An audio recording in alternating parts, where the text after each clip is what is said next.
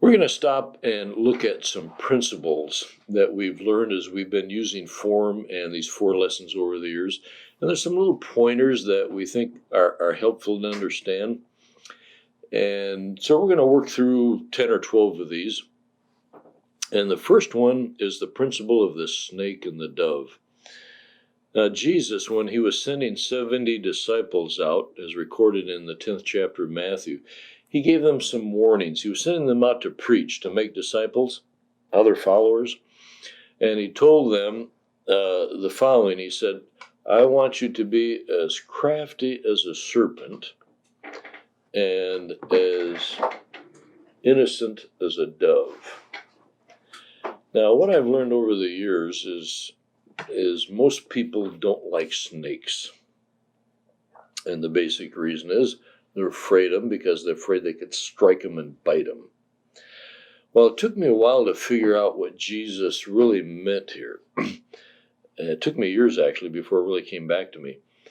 And I realized what he was saying was this. When you go out to make more disciples for me, I want you to think like a snake. Be as crafty as a serpent. That's being the way you think. And he said, I want you to think about the way you're going to be approaching people for me. In another place, Jesus said, the children of the world are often craftier in dealing with their own kind than are the children of the light. So what he was telling his disciples there, I want smarten up here. I want you to be smart about the way you do what I'm asking you to do out there. Be smart in the way you approach people. Now, snakes are smart hunters. And they're very patient. And they know how to find what they're looking for and wait in the right place for them, the right time, the right place. And then he said, I want you to be as innocent or as gentle as a dove.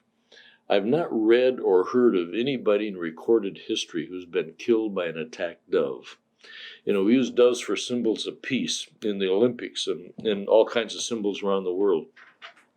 So he was telling his disciples, as you go out to preach in my name, I want you to think about the way you approach people, and I want you to be gentle with them. Don't give them any more reason to fear you as my disciple than they would fear a dove. Now, when I finally realized that, I thought, I like that. That's the way I like people to treat me, and that's the way I prefer to treat other people. And I had been exposed to some real aggressive forms of evangelism prior to that, and I didn't like it, and I wasn't doing much of it, and I felt like I was failing God because of it. And then when this teaching sunk into me, it was like, oh, man, that really takes the pressure off. I like that. That's the way I like to approach people. So Jesus gave us a lot of pointers in the way we need to treat people when we're trying to make disciples out of them. The next principle is what we call the speed of a relationship. And in Acts 19, verse 8, it talks about the fact that the apostles there spent 3 months arguing persuasively with some people where they were. It was the Apostle Paul.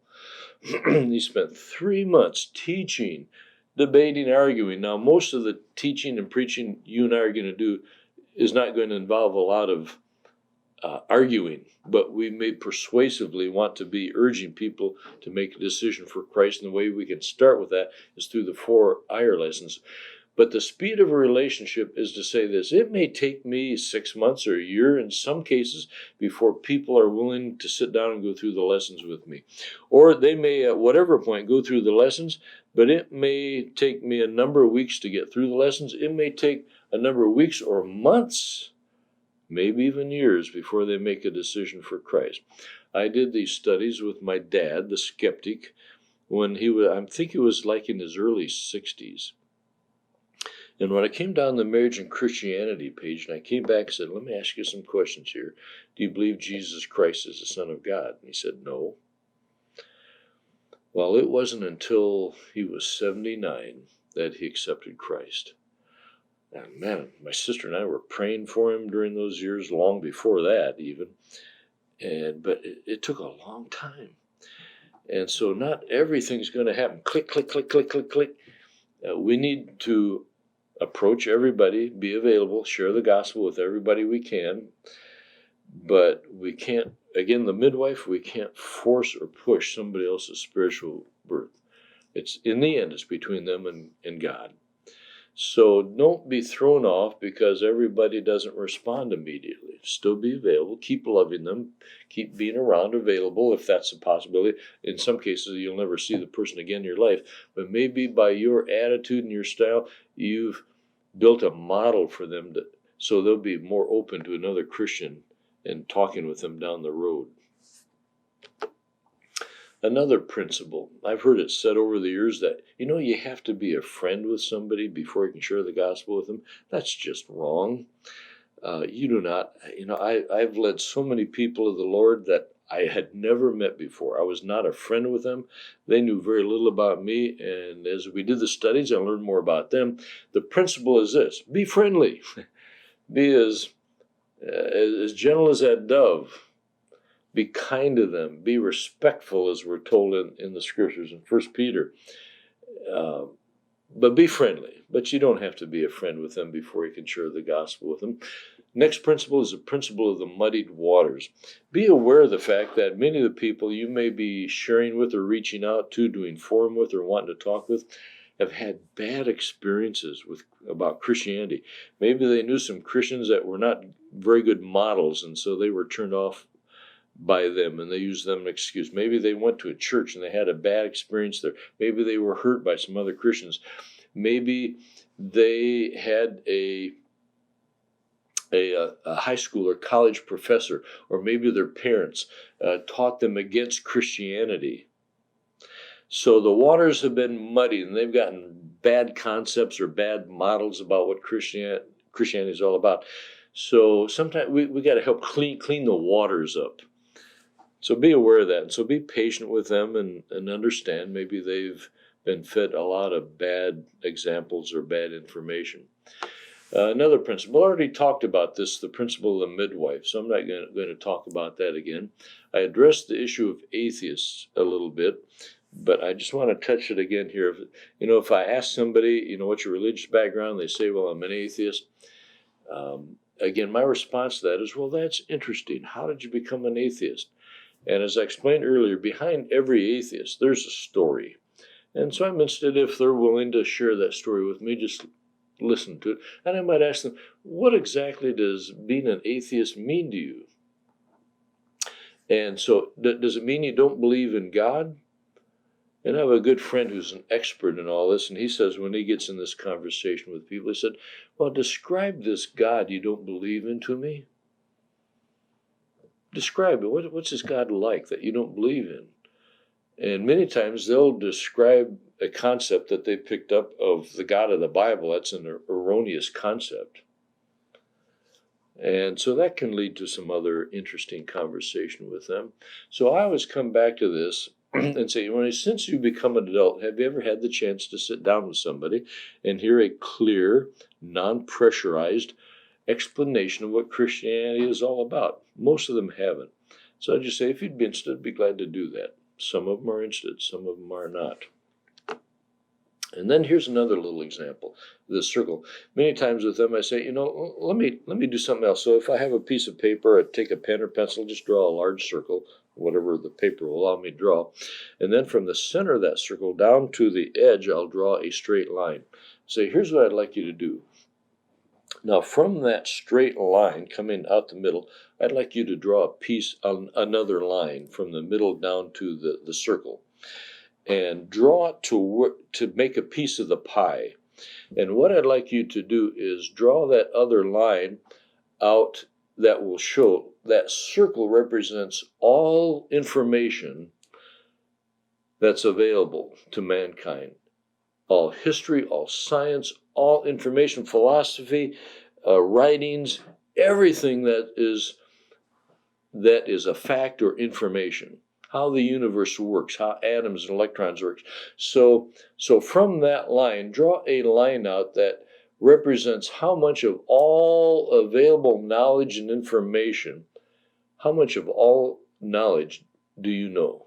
How much do you know about everything that's possible to be known? So do you feel like you know half of everything that's possible to be known? I believe Einstein said he might know maybe 1%. Where would you draw your line?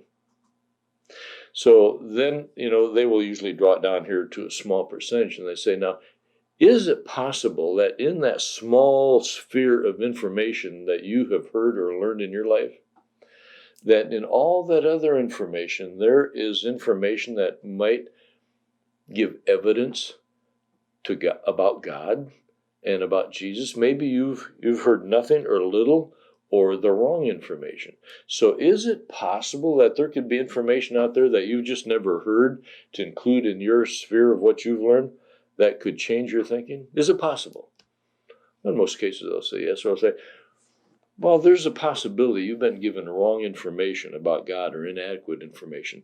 If you'd be interested, I'd be glad to share these lessons I have with you, which may help fill in some blanks, some empty spots, and give you a little bit more information. So that's a helpful little thing. Just there's no way you can know everything. And so if you're rejecting God on what this little bit of information is, you're just dismissing everything else that's out there that could change your thinking about it.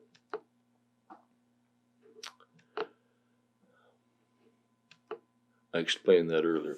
I recommend to all of you to go online if you read English and get a book by Paul Ross. Paul is a newer friend of mine. I've spent some time with him in the Philippines. He's from Australia. He's writing a 7-book series. This is his first book, Motive. It's a few bucks on Amazon. It's one of the best books I've ever read dealing with atheism. He just nails it and explains it very well. He works with a lot of atheist people from a kind, gentle perspective, but very honest and direct approach. And his next book is going to be part of his life story. He says he was raised by a witch. And in that second book he's about to publish soon, as I'm recording this, you'll be able to find that under Paul Ross on Kindle too, I'm sure. And it'd be an interesting story. He said, before I ever became a Christian, I knew there was a God. I saw evil powers at work that could not be explained by science. He has a very interesting life story, very interesting man.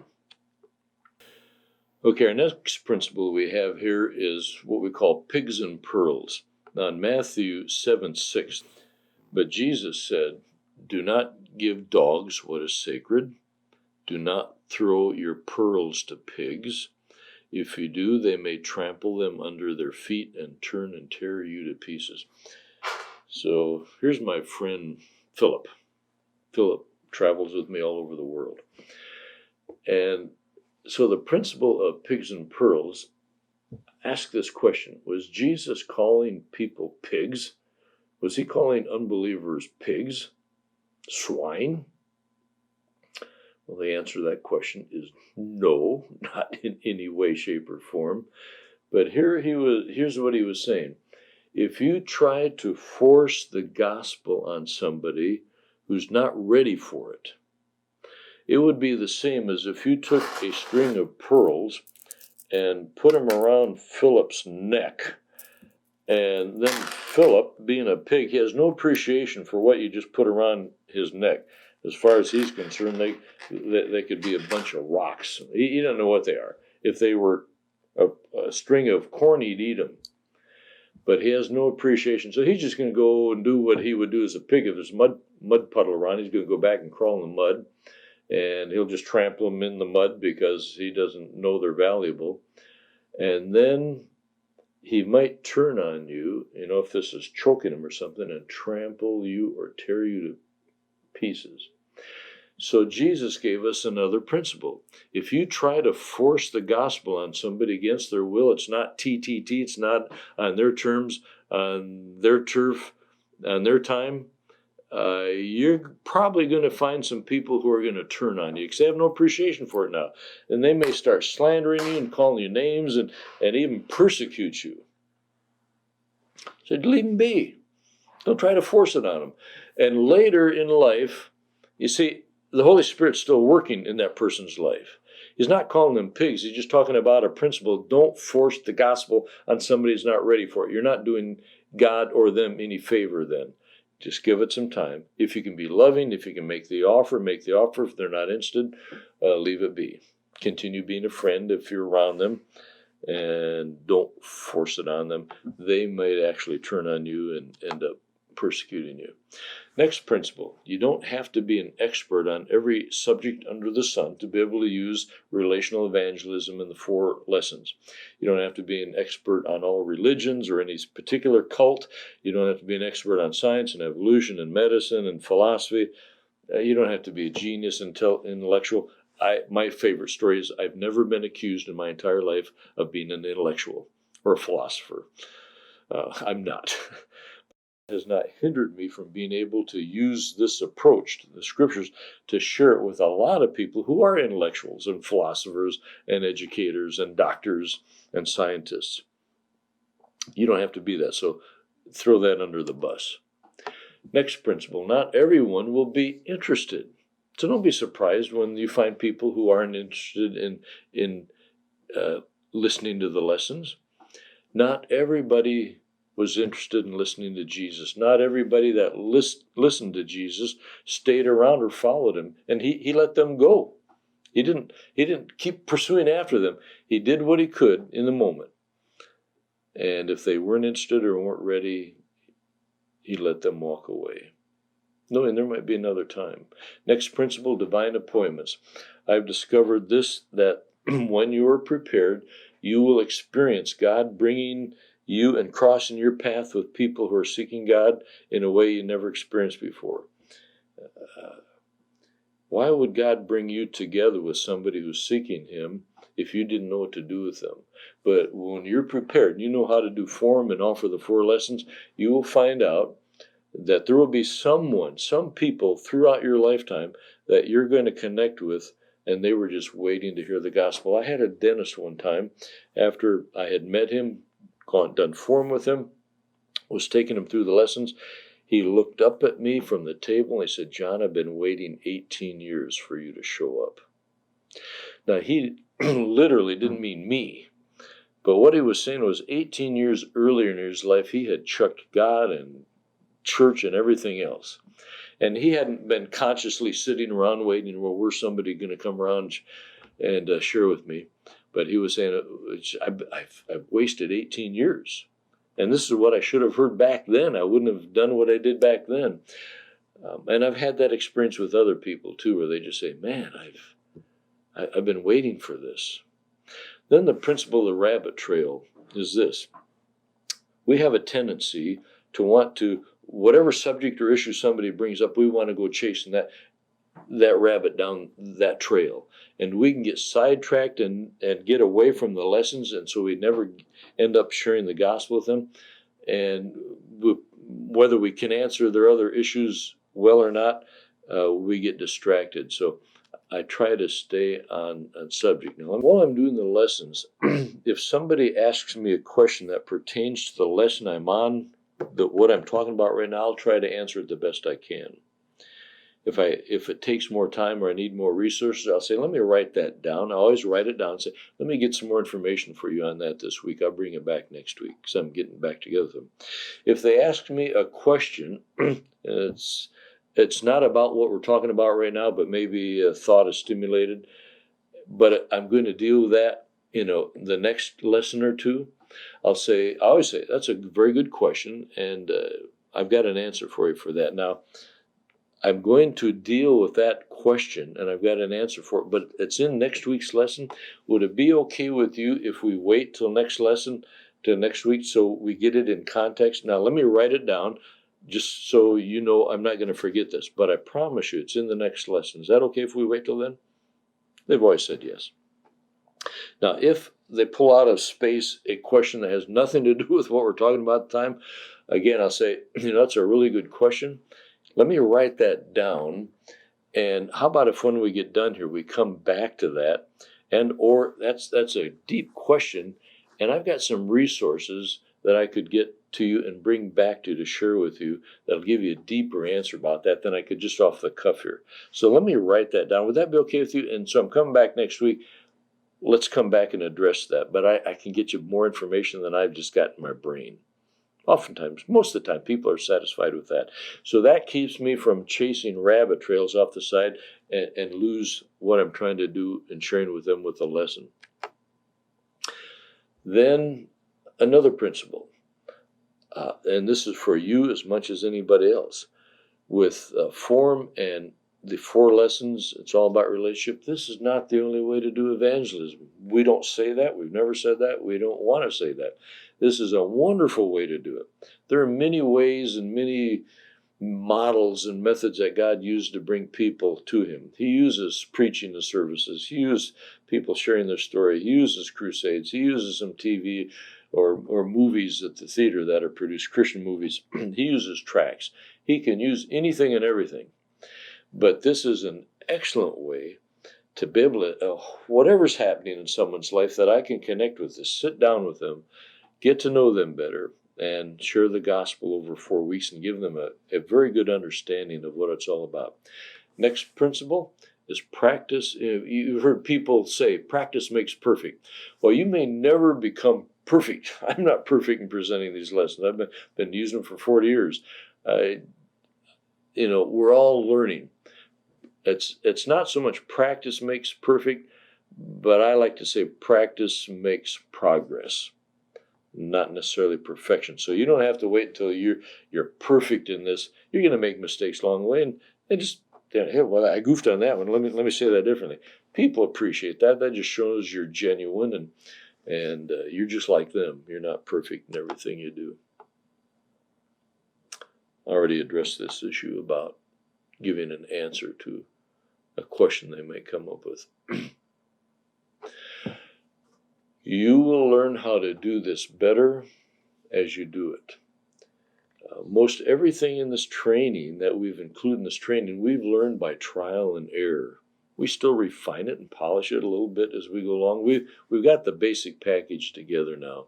We're still learning. But if you just take what's here, you're going to be very good. And the more you do it, the more comfortable you're going to be. The more you do it, the more you're relaxed you're going to be, and the more genuine you're going to be able to focus on the other person. And oftentimes people tell me that they're very nervous, and I just keep reminding them, remember, when you're nervous, you're thinking about you doing it right and making a mistake. Quit thinking about yourself. Think about the other person. Focus on the other person. You're wanting to deliver something to them. And don't get so wrapped up as if you're a chef and you got to make sure your dessert is perfect and you're setting it out there for like you're being judged on a food program or dessert program. And the judge, just prepare the meal with your heart and set it out there. You're offering this to the person. You're offering them life in a way that they've never seen it before. Then there's the principle of the 5-second rule. So I may learn how to do all this, and this is a business principle that I heard about some time ago. So I may know how to do this, and I still have to deal with this. So I'm with a new setting, a new person, and within the first 5 seconds, I have to decide, am I going to shut up and just sit back and do nothing, or am I really going to make this an effort to do form with this person, which might result in doing studies with these people. And the longer I wait, sometimes the less likely it'll be that I will even do form with them. So when I'm in a new situation, I'm around somebody, I need to decide pretty quickly. Now, I may not start within 5 seconds doing form, but I need to decide, yes, this is the time, this is the place, this is the person I need to do this with, and I'm going to do it. Then I wait for the right moment to get form started. And again, I may go through form in 20 minutes. If I realize I've got 20 minutes and then we're done, I'll never see the person again. If I'm at a meal and I realize we're going to have 45 minutes or an hour, I've got more time. I don't have to rush through it. So those are some principles to keep in mind as you're learning how to do this. And hopefully those will help you as you become a more effective ambassador for Christ.